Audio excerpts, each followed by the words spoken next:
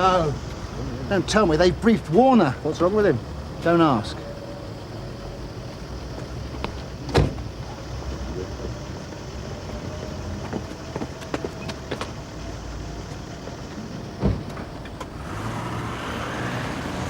£3. Hi. Hold these. So you got that I haven't? Tell you later. I just might hold you to that. I'm glad the Crown Prosecution's got a job for you, lads, because I think you've got a couple of hours to kill. There's an adjourned sentence and a trial on before us. Trial's not happening. Someone's leaned on the defendant. He's going to plead. Well, I wish someone would lean on our Mr. Jameson, then we could all go home. Get credit, though, wouldn't he? What? Mr. Jameson. If he goes guilty, the judge won't come down on him so hard. Fancy a fight to the death, do you, Stephen? Just want to see him sweat. I knew I'd got some. What's that? Exhibit A? Sticky labels for counsel. He can't seem to function unless he's got them to mark up his debts. That's Exhibit A. Can't believe it's someone's face. For the ID parade, is it, sir? I am the ID parade constable. Edward James Wren.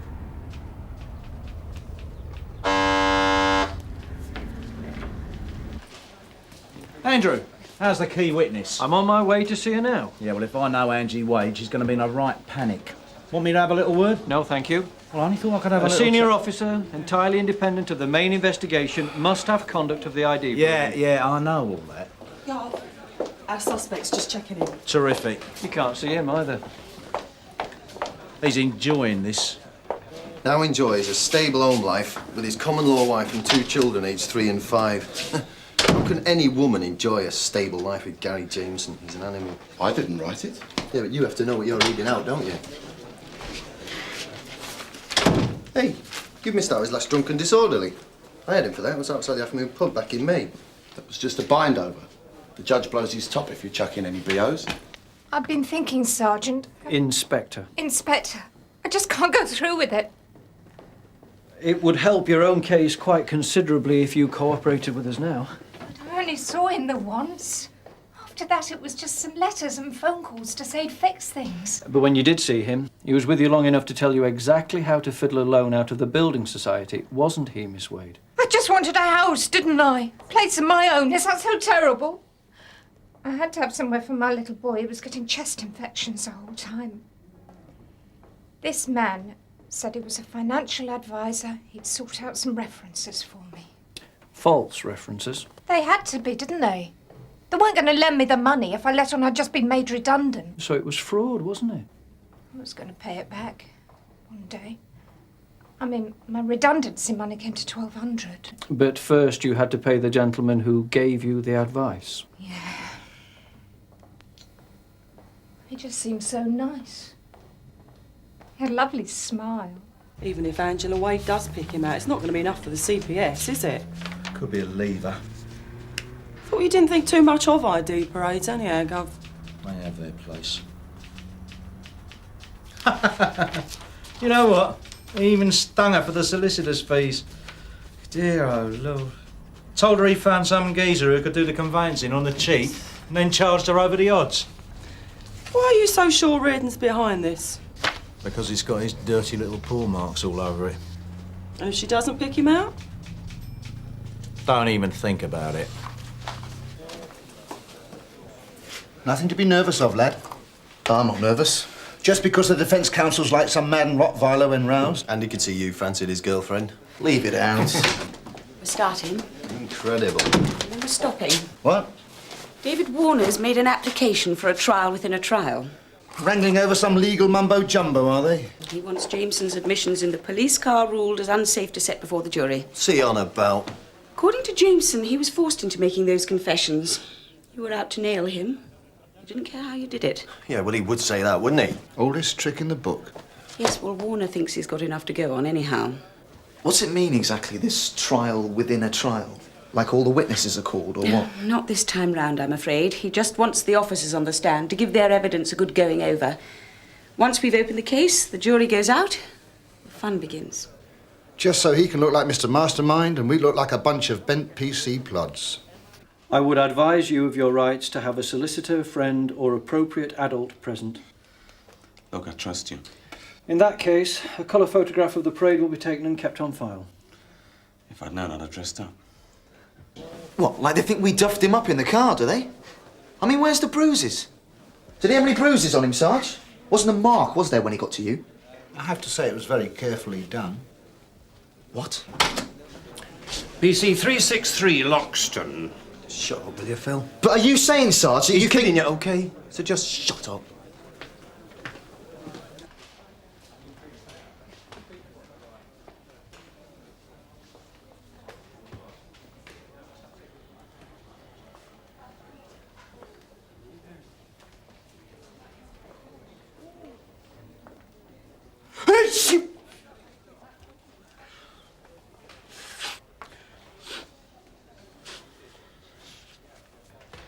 What time did you pass the entrance to Lassiter's den, officer?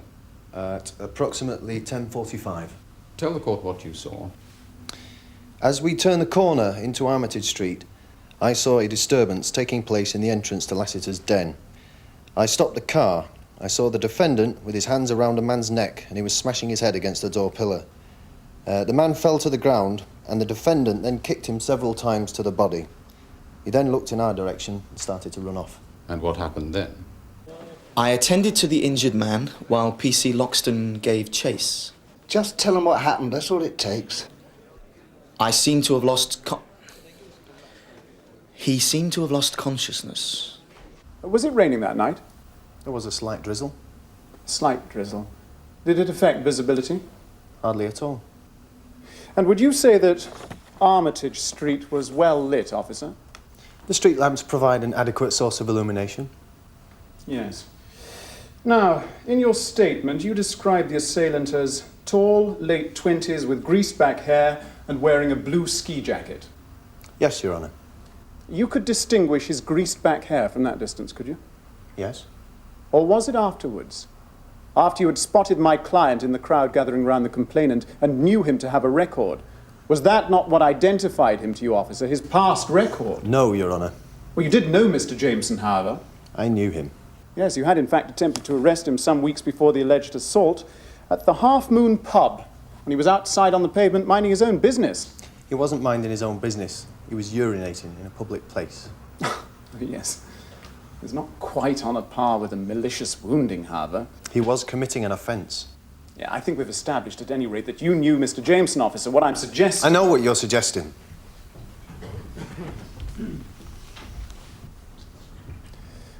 So would you accept that a degree of prejudice existed in your attitude towards the defendant on the night of his arrest? No, Your Honour. Well, can you tell the court what my client said when cautioned? You may consult your notebook. The defendant said, "You're not pinning this on me, you bastards." And yet, while being conveyed to Sun Hill Police Station, he made some very frank admissions. Yes. Surprising change of heart, wasn't it? How long is the journey from Lassiter's den to Sun Hill? 25 minutes. And on a journey lasting 20 to 25 minutes, it would appear that Mr. Jameson was otherwise oddly silent. It didn't seem odd to me. Well, according to your contemporaneous note, all he said for the whole journey was, "I owed him one, I sodding fixed his face for him, the bastard." Yes. You didn't feel tempted to ask him any further questions, officer? I thought it better to wait to question him under proper interview conditions. When his solicitor was present, you mean? Yes. And when his solicitor was present, isn't it true that he made no admissions at all? He denied absolutely that he'd been Mr. Finley's assailant. He'd had time to think, hadn't he? He was still very drunk when he was in the car. And the effects had worn off when you interviewed him at 12:23? Yes, they had worn off. Isn't it the case, officer, that you attempted to persuade my client on that car journey that his interests might be better served if he were to come clean? No. In fact, if he didn't confess, things might get very unpleasant. It might be possible to arrange a little accident at the station. One of those little accidents that happen at stations when admissions are thin on the ground. Objection, Your Honour. My learned friend's inference is deeply offensive. Indeed. Mr. Warner, the court will not tolerate such inferences. I apologize, Your Honour. Let me rephrase the question. Did you say you'd arrange a little accident, officer? No. Did you promise my client that if he cooperated, he'd be home before morning? He was asked for his cooperation. No promises were made to the defendant. No promises and no threats? No. Not in so many words, anyway. But your threat did not take the form of words, finally, did it, officer? It was more by way of a gesture. Can you tell the court what happened when you went into the defendant's cell to inform him that you were ready to interview him? Nothing. I informed him I was going to interview him. That was it.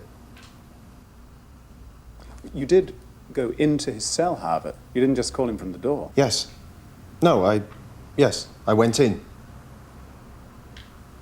I really can't remember. Perhaps I can jog your memory, P.C. Loxton. Let's do a little exploratory surgery, shall we? What? I'm going to give you an exercise in sharp interview technique. Just don't cut any arteries, Gov. We ought to end up like the lads at court. Won't we? Sergeant Peters just rang in. Jameson saying he was done over. They're having a trial within a trial. Oh, no. We won't be doing any of that. Hey, Gov, why doesn't Reardon want to breathe? Because he trusts us, Viv. Great thing. It's trust that makes the world go round. Isn't it, Mr. Reardon? So, you knew Mr. Jameson? Yes, Your Honour. And knowing him in the police sense of the word, you leapt to the conclusion that he was the assailant? I saw him climbing all over him, Mr. Finlay. Despite being behind your brother officer, P.C. Loxton, you got a clear view, did you? I was behind and to the right. So nothing blocked that view, did it? No, Your Honour. Not a taxi, waiting for a fare? Not that I remember, Your Honour. No. Well, now, you've already marked on the defence plan of the area where you were when you got your first clear view of the defendant. Can you look again at that mark on the plan? You agree that that was where you were? Roughly.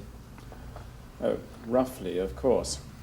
And the second cross identifies the spot where the attack was taking place, is that right? Yes, Your Honour. Now, if I were to tell you that the shaded block just to the right of the entrance represented a waiting taxi, would you agree that it must effectively block your sight line to the incident if you were at the spot that you have marked? I just don't recall a taxi. We shall call on Mr. Pascoe to say that his taxi was parked there at the time of the incident, officer, and Mr. Pascoe was inside inquiring for a fare. All this is hypothetical until Mr. Pascoe gives evidence, Your Honour. Indeed. Mr. Warner? I was merely forewarning the officer of the presence of the taxi, Your Honour. I'm sure he stands forewarned. Suppose I could have been nearer. Oh, indeed. How much nearer? A few yards. But you've already given evidence to the effect, officer, that the attack had ceased a few seconds after you got out of the car. If you did not actually recognize my client until you reached the middle of the street, you cannot say for certain that it was my client who was attacking Mr. Finlay. I saw him. May I put it to you, officer, that what you actually saw was my client coming to the assistance of Mr. Finlay as he lay injured on the ground? No, Your Honour. I see. And you would point to my client's full and frank admissions in the car to support your view, would you? Can you tell the court what those admissions were? Mr. Jameson said I owed him one, and I sodding fixed his face for him, the bastard. Mm-hmm. And that's all? I'm sorry? On a journey lasting 25 minutes, that's all he said? I wouldn't say it was as long as 25 minutes. Oh, wouldn't you? No, I'd say it was about 12 to 15 minutes from Armitage Street to Sunhill, depending on the lights. P.C. Loxton put it at 20 to 25. Ah, no. Well, we had a slight hold-up. Oh, did you? Yes, Your Honour. Just past the corner of Lyndhurst Avenue near the children's playground, I spotted a girl having a bit of bother. I stopped the car and went to have a look. In the end, it turned out to be a bit of horseplay with a boyfriend. Can you find an account of that incident in your contemporaneous note, officer? Sorry? I'd like you to show us a reference to that incident in your notes.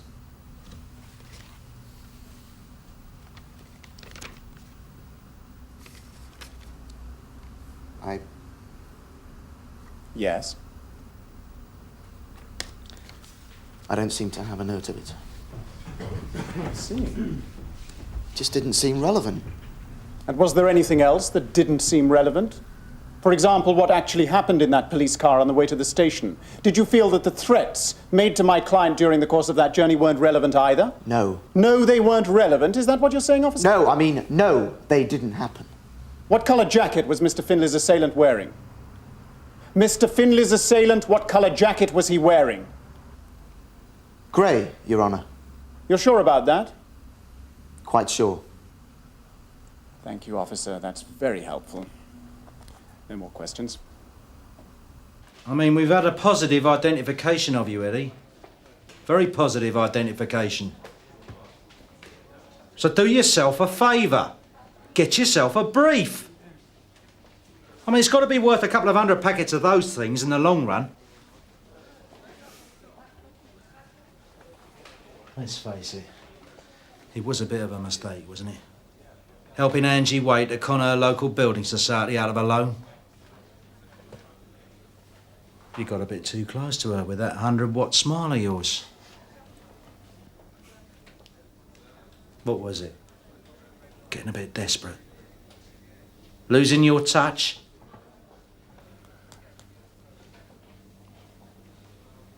Did you make any other mistakes after that one, did you? Did ya? I just told him we stopped for a couple of minutes. What for? Well, we saw that kid, remember, and she was lying on the ground. Why did you tell him? He kept on about the journey being so long and Jameson only saying 2 things. Yeah, but you hadn't made a note of it, had you? It was a total cock-up, He wasn't just it? got me going, that's all. Nothing I said sounded right. Well, it was. I suppose so. What do you mean, I suppose so? Oh, leave it out, you're sounding like him.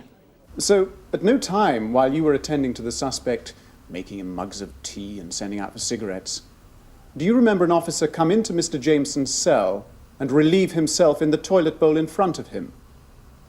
No, Your Honour, certainly not. But then you were not actually present in the cell, were you, when the arresting officer came to collect Mr. Jameson to take him away to the interview room? No. It was P.C. Loxton who came to collect my client, was it? Yes, it was. And would you agree that such a gesture would amount to a most blatant flouting of a suspect's rights? I would indeed if it ever happened. Oh, and are you sure that it didn't happen on this occasion, Sergeant? Mr. Jameson made no complaint to me, Your Honour. Not at the time, no. Possibly he was too shaken? I'm sure that no officer in my charge would ever perform such an action. No. Indeed.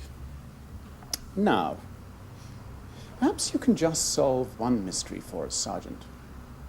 According to the custody record, what was the colour of the jacket you removed from Mr. Jameson that night? Blue, Your Honour. I see. It's getting out of hand. We're gonna let it Can you go get this Reardon's brief in here? Sure. You said he didn't want a brief. No, I want it. He's signaling for something. It's the first time I've heard you ask for a... I've got a feeling about this. So look, who is his brief, anyway? Well, I don't know whether that's the one from before, but that's the stuff from 85. Remember the benefit scam? Yeah, we'll give it a go. There it is. He's a she. Makes no difference anymore. I just don't like what happened in there. You think I did, having that Pratt Warner running off at the mouth? He made some very serious allegations about what happened when Jameson was in my care. Yeah, and you believe Jameson, do you, Sarge? I'd like to believe you, Loxton, but just at this moment, I can't. There was a pack of lies in there, start to finish. Was it? What? I have to prove it to you, do I? I'm on trial or something? All the time. Just because Phil fell apart on the stand? Oh, Phil did he? Yeah, he even got the jacket colour wrong, just to help things along. Look, I'm sure it was grey. It was grey. Oh, come on, Sarge, it was down in the custody record. Don't tell me Warner's made you throw that out the window and all. From where he was standing, it was grey. That's what the streetlights would have done to it. But you weren't looking, were you? As soon as you saw it was Jameson, you had him banged to rights before you crossed the street. You mean never arrest vicious drunks with a string of past cons, do you, Sarge? Give them the benefit, do we? Pat on the shoulder? You can avoid having a pee in their cells anyhow.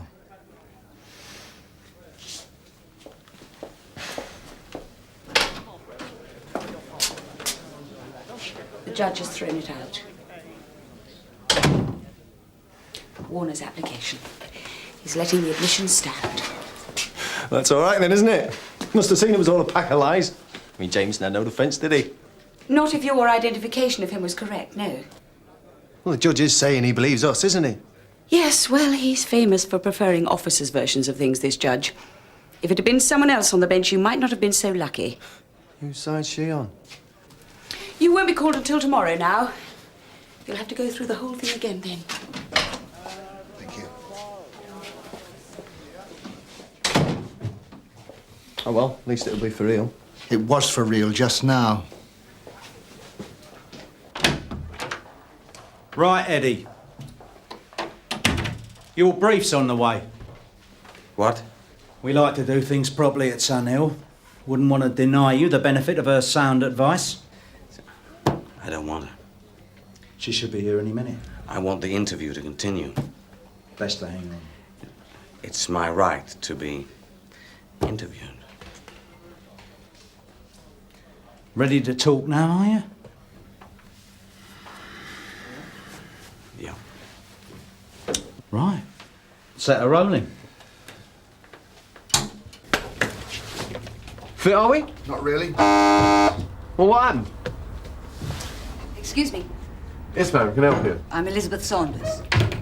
Yes? Mr. Reardon's solicitor. Oh, yes, I'm with you now. He's in the interview room right now. I'm surprised he sent for us. We haven't heard from him for ages. We thought he must have gone to someone else. January 89, in fact. Oh, no, hang on. That was just something we did for a friend of his. Somebody Wade. Wade? Spot of conveyancing. Really? At the conclusion of your last interview, you didn't seem to have anything to say. Now, I asked you about your connection with Miss Angela Wade. Miss Wade has identified you as the man who helped her in a fraudulent mortgage application. We now believe that you are the man behind several other fraudulent mortgage applications. Well, I can't really hear. Sorry? I can't hear you, Mr. Reardon. Can you speak up, Mr. Don't hit me! No, leave it! Don't hit me! Don't hit me, Burnside! Suspect began beating his head on the table and against the wall, causing an abrasion to left side of face and a cut to nose. Right, do it. I'm now terminating the interview with Edward James Reardon. Look, I just don't see the problem. Don't you? There was a load of mudslinging in there. And some of it stuck. Doesn't matter, does it, Sarge, about the poor sod with 3 cracked ribs and a face they never sewed back together. He doesn't come into this, does he? No, he doesn't. Don't worry, pal. Not what it looks. Any of my release without my permission. Never is.